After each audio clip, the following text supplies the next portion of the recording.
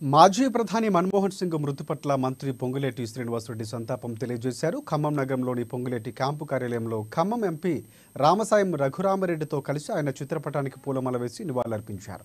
మాజీ ప్రధాని మన్మోహన్ సింగ్ మృతి దేశానికి తీరని లోటని, ఎన్నో ఆర్థిక సంస్కరణలు తీసుకొచ్చిన వ్యక్తి మన్మోహన్ సింగ్ అని కొనియాడారు. భారతదేశం ఆర్థికంగా నిలదొక్కునేందుకు ఆయన కృషి చేశారని, తెలంగాణ రాష్ట్రం ఏర్పాటుకు ప్రధాన పాత్ర పోషించారని ఆయన నేతను గుర్తు చేసుకున్నారు.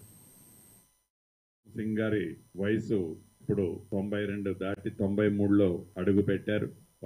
వారి కుటుంబానికి ఎంత చేదోడు ఓదాడుగా ఉన్నారో తెలియదు, కానీ ఈ దేశానికి, కాంగ్రెస్ పార్టీకి మన్మోహన్ సింగ్ గారి సేవలు మర్చిపోలేనివి.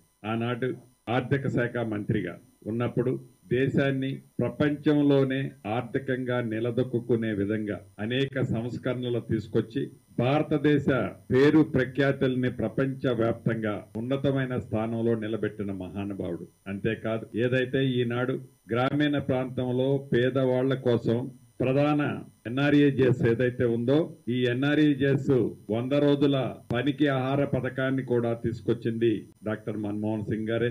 అంతేకాదు, ఏదైతే ఇవాళ ఆధార్ అంటున్నాం, ప్రతి మనిషికి దేశవ్యాప్తంగా భారతదేశ ప్రతి పౌరుడికి ఒక ఆధార్ ఉండాలి అని నిర్ణయించింది కూడా ఆనాడు మన్మోహన్ సింగ్ గారే.